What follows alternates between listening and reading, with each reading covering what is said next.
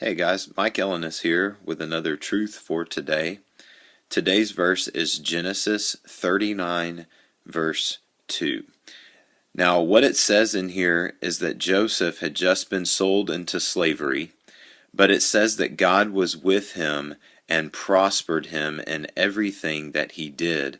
Now, if you go back to see, what had happened with Joseph before this, you know that he had these dreams where it showed him being in a very, very glorious position, and then his own brothers had plotted to kill him. Then instead they decided to sell him into slavery.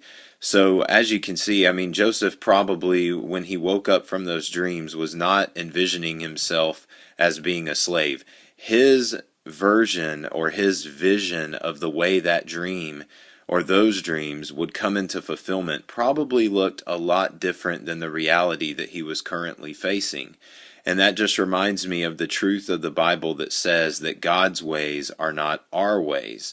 And so I encourage you, I'm sure that God has probably given you visions, a vision of something great to do with your life, or just a passion in your heart, and maybe you've agreed to fulfill that assignment, but where you're at in your current season may not seem like that's going to happen. I encourage you to remember this story about Joseph and understand that your path to the glory of God's calling may not be paved the way that you originally envisioned it, but it does not mean that it's not going to happen. And remember that all you really need to be successful on your path is God's presence. So celebrate the fact that He's present in your life and just look for Him to prosper you in whatever you do. I've oftentimes heard people say, oh, right now I'm stuck in this season and I have to do this and I don't really like it and I'm just anxiously waiting for God to start acting on my behalf. The truth of the matter is that God is always active in your life.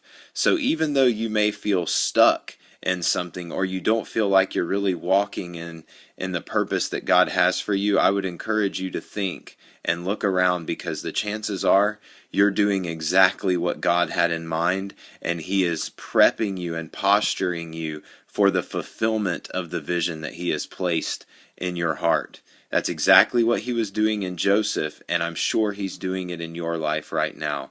And just remember, wherever you are, you can prosper because of the presence of God in your life. Now, I hope that this truth for today has blessed you, and I'll see you next time.